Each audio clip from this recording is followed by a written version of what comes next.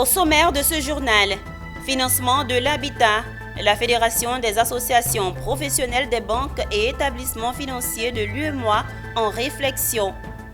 Digitalisation, la 4e édition du Cyber Africa Forum est prévue les 15 et 16 avril 2024 à l'Hôtel Ivoire d'Abidjan. Insertion professionnelle. En vue d'améliorer l'employabilité, l'Institut ivoirien de l'entreprise INIE et la GIZ lancent le projet PAEIJ.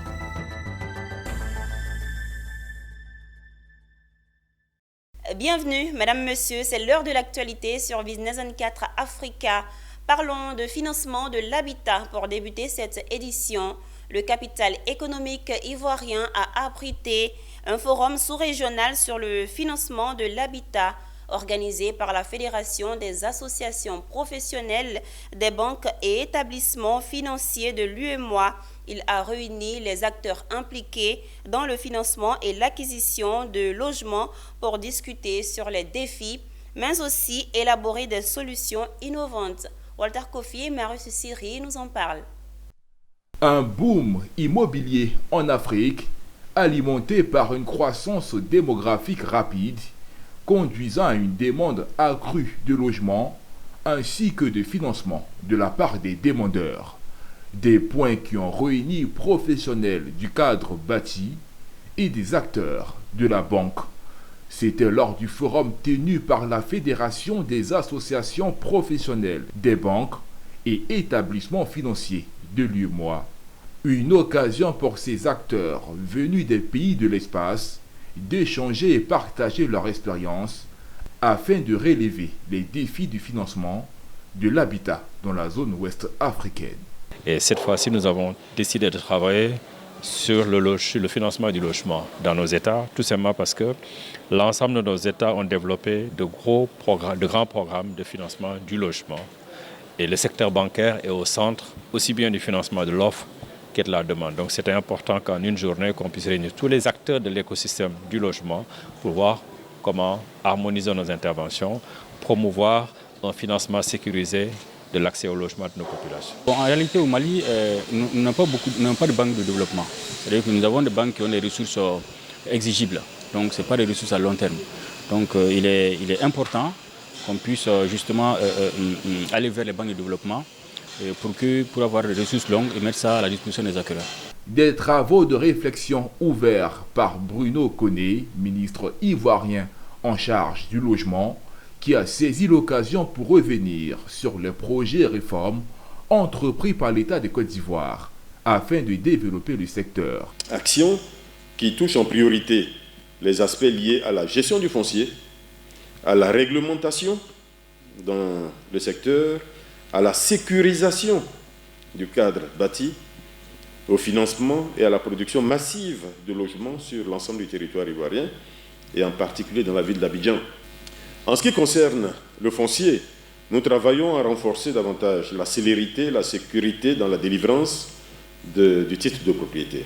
La FAPEF UEMOA réunit l'ensemble des associations professionnelles des banques et établissements financiers des 8 États membres. Créée en 1995, elle a pour but de renforcer les capacités des établissements de crédit, de promouvoir le système bancaire de l'UEMOA, de servir d'intermédiaire privilégié entre les établissements de crédit et la BCAO et toutes les organisations régionales et internationales. Il s'est tenu une conférence de presse pour annoncer la 4e édition du Cyber Africa Forum prévu les 15 et 16 avril 2024 à l'Hôtel Ivoire d'Abidjan. Cet événement réunira de nombreux acteurs publics et privés autour de la problématique de l'intelligence artificielle en Afrique. Cette 4e édition sera marquée par le thème « Enjeux et opportunités, quel avenir pour l'IA en Afrique ?» Michel Brouille et Richard Akeke.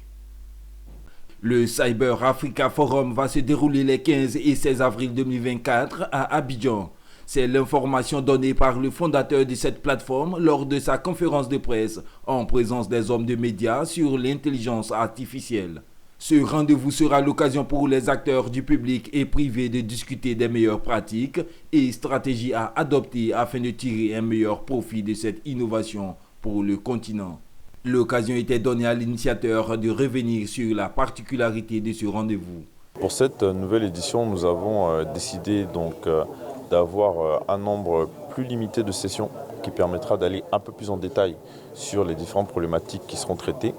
Nous avons un programme aussi donc de side event, donc d'événements en parallèle dédiés, focalisés à différentes communautés clés pour nous, que ce soit les femmes pour toutes les questions d'inclusion et de diversité de genre, mais aussi pour les dirigeants du secteur public et du secteur privé, pour des professionnels du secteur. Durant ces 2 jours, les participants prendront part à plusieurs activités prévues, notamment des sessions de réflexion et des expositions, entre autres. Nous avons toujours notre espace d'exposition qui se renforce chaque année avec un nombre de plus en plus important d'exposants. Et donc, je pense que la combinaison de toutes ces différentes activités rendra cette édition encore plus belle. Nous attendons aussi un nombre de participants plus important, d'encore plus de pays, qui rendra cette édition encore plus panafricaine, mais aussi internationale. La 4e édition du Cyber Africa Forum se veut une plateforme d'affaires qui permettra des rencontres B2B et B2G. Ce rendez-vous attend 1 millier de participants issus d'une 50aine de pays d'Afrique et du monde entier. Intéressons-nous à l'insertion professionnelle.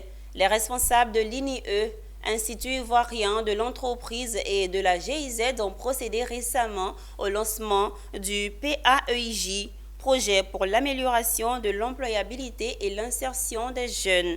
L'objectif de cette cérémonie est de présenter le projet au public, à l'écosystème des entreprises et aux partenaires. Une présentation pour susciter leur engagement et leur implication effective dans l'atteinte des résultats attendus. Le commentaire de Mondésir Nascimento. Présenter les tenants et aboutissants du projet PAEJ au public et à l'écosystème des entreprises, rappeler les objectifs du projet aux partenaires afin de renforcer leur engagement et leur implication, informer le public et l'écosystème des entreprises sur les engagements des partenaires pour la réussite du projet, et également remettre aux partenaires les protocoles de collaboration. Tels sont les objectifs de ce lancement. Face au public, les responsables de l'INIE ont présenté les 3 secteurs concernés par le projet PAEJ qui a pour cible 105 jeunes. Les secteurs concernés, le BTP, l'imprimerie et le secteur du bois. Par le biais du programme Invest for Job, nous déroulons ce projet pour pouvoir donner une opportunité de premier emploi à ces jeunes-là. Bon, non seulement on leur donne un premier emploi, mais le projet consiste également à les former dans les métiers qui sont identifiés et selon les besoins des chefs d'entreprise. Donc, si vous avez bien suivi, nous avons eu 3 domaines, 3 secteurs d'activité qui ont été identifiés. Il y a eu le bâtiment, il y a eu l'imprimerie et il y a eu le bois. Ce projet PAEJ est le fruit de la collaboration entre l'État de Côte d'Ivoire et la coopération allemande GIZ. Marc Levesque, directeur programme Invest for Job du GIZ, a rassuré de l'engagement de son institution à continuer de travailler pour la création continue d'emplois décents. Ne soyez pas surpris de nous revoir. Il y a un collaborateur à moi qui est là, il y a Samuel qui est assis là-bas, qui vient aussi régulièrement, il y a Christophe aussi, qui vient régulièrement visiter les formations, visiter les entreprises. Donc vous les verrez, il y a une équipe de monitoring aussi qui vient régulièrement aussi visiter, voir comment ça se passe et prendre aussi des conseils parmi vous pour essayer, en chemin faisant, je parle bien maintenant pour faire plaisir à notre modérateur, pour essayer, chemin faisant, d'améliorer aussi les concepts, parce qu'encore une fois, lorsqu'on crée un programme qui n'a jamais été réellement mis en place de cette façon-ci, ou mis en œuvre de cette façon-ci, c'est important pour nous de regarder ce qui ne marche pas à 100% et comment est-ce qu'on peut les améliorer. L'INIE est une société créée par l'État de Côte d'Ivoire le 31 juillet 1997 et actuellement sous la tutelle du ministère du Commerce et de l'Industrie, avec pour mission la promotion de l'entrepreneuriat national, l'appui à la création et au développement des entreprises tenues par les nationaux. 11 régions dans le nord de la Côte d'Ivoire sont concernées par le projet de la Grande Muraille Verte et les imaginaires environnementaux sahéliens. Après des études menées à Kani et à Mankono, l'équipe de l'Institut des études de développement et ses partenaires ont rendu publics les résultats préliminaires de la recherche de terrain.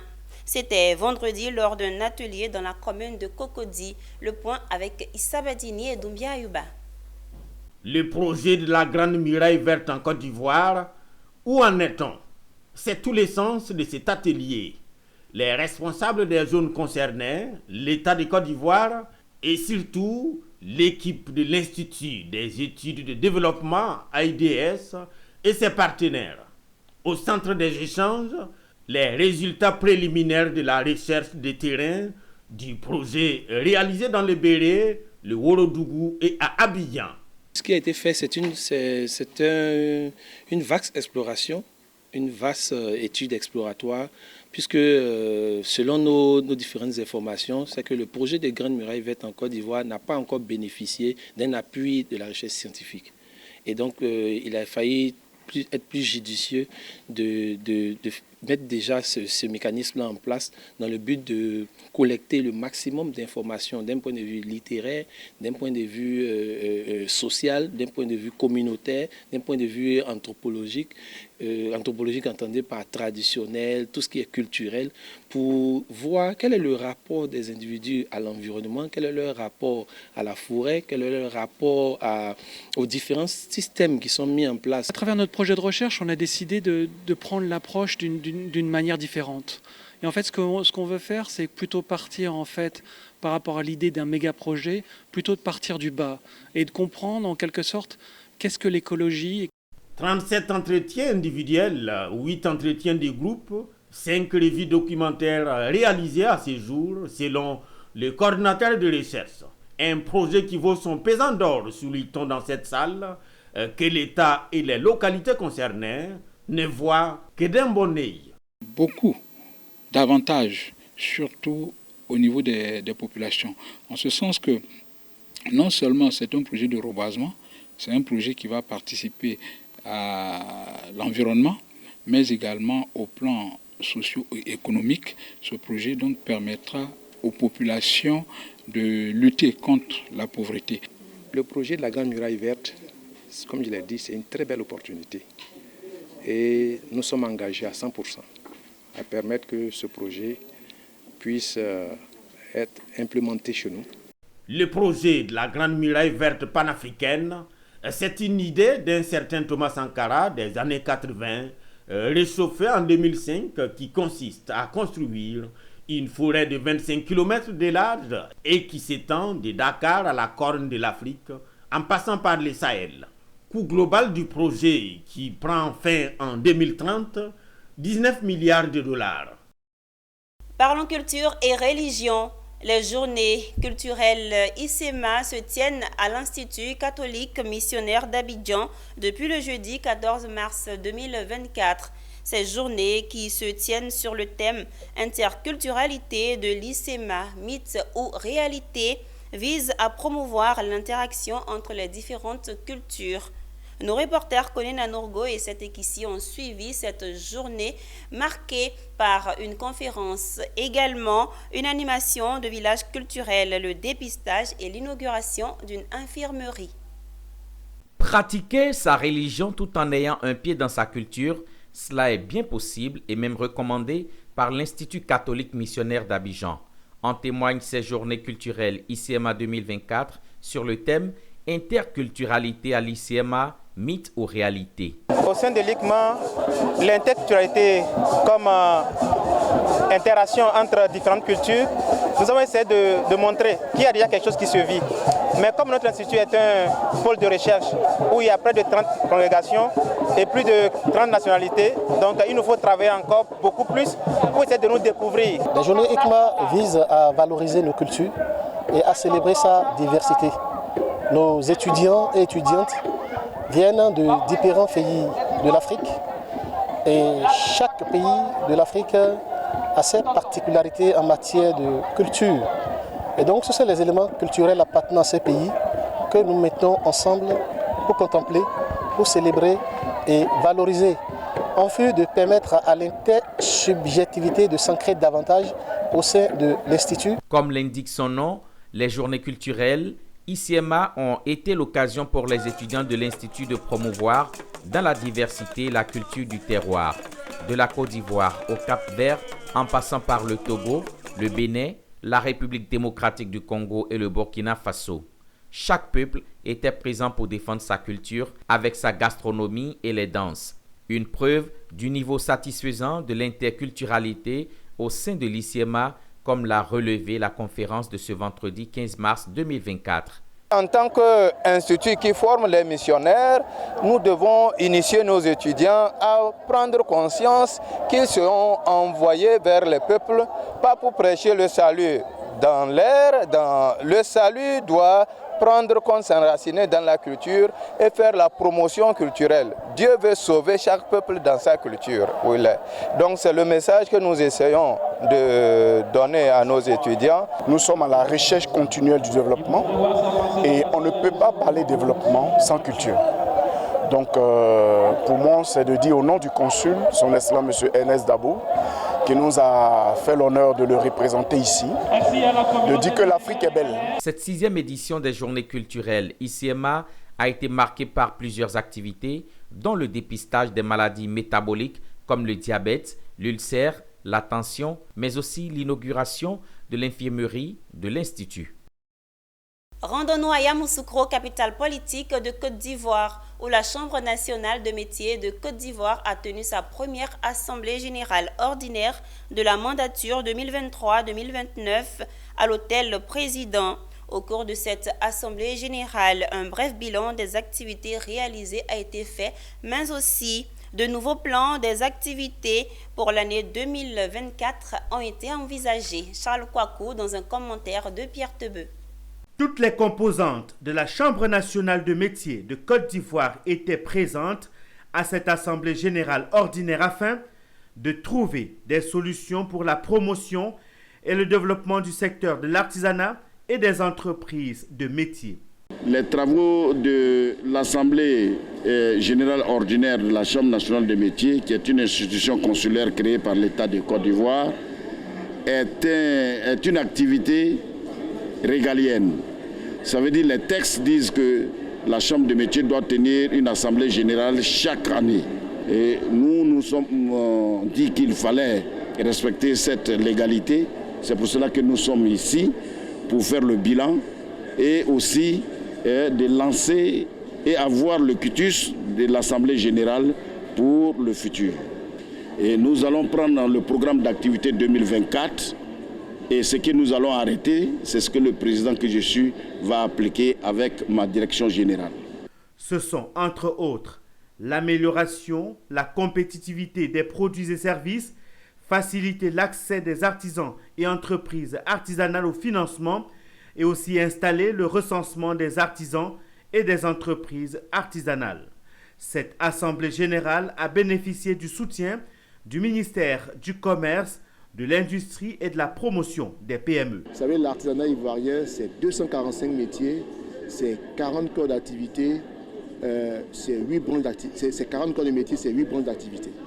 Et c'est plus de 3 millions d'individus qui travaillent au quotidien, de femmes, d'hommes et de jeunes qui travaillent au quotidien. Alors, il faut l'organiser. Alors, cette organisation-là, cette première assemblée générale à laquelle nous participons, permet de donner l'information de ce que la Chambre fait du mandat que l'État lui a concédé.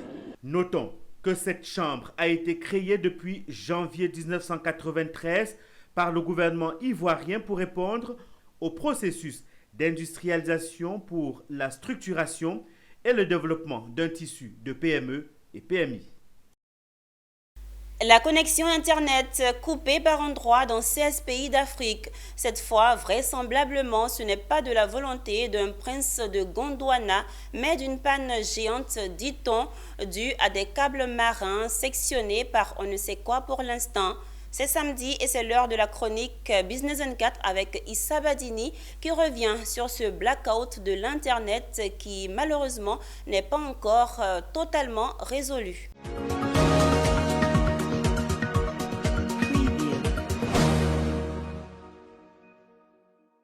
Ça respire à demi-poumon à Abidjan et dans 15 autres capitales du continent après le blackout du jeudi.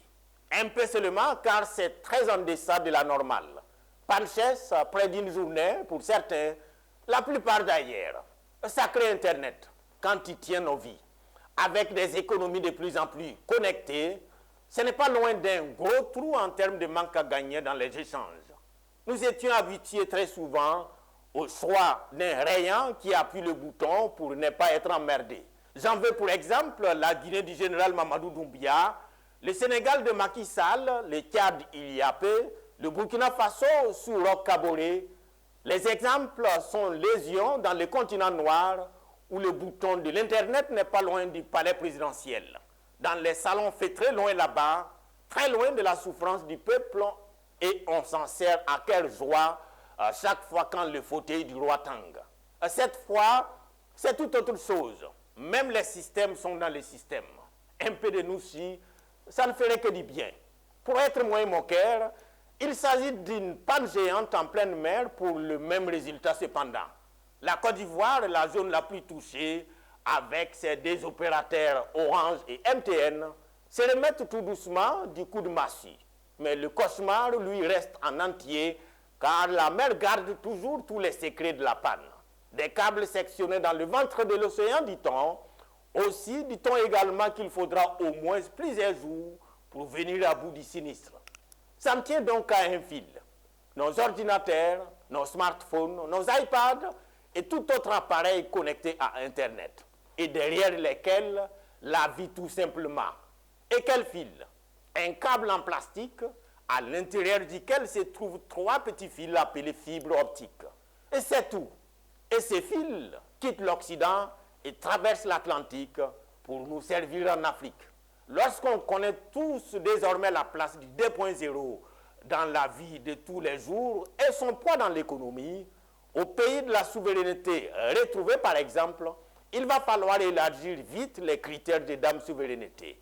Et là, pour une fois, je rejoins certains souverainistes de la 25e ère, car aussi stratégique que Internet, pas désormais loin de l'eau et de l'électricité, il faut agir et vite. Trouver un moyen d'être indépendant à ce niveau également. Et là, il n'y a pas mille et une solutions. Je dirais, pour paraphraser Seck Anta Diop, il faut s'armer des sciences jusqu'aux dents, pas seulement des calaches jusqu'au cou. Si toutefois, les discours souverainistes ne sont pas un trompe-l'œil. À bientôt. Mais vivement que les techniciens s'activent à ramener le précieux sésame dans son entièreté. Eh bien, c'est sur cette chronique de Issa Badini que ce journal se referme. Merci de l'avoir suivi. Les programmes se poursuivent sur Business 24 Africa, la télé utile.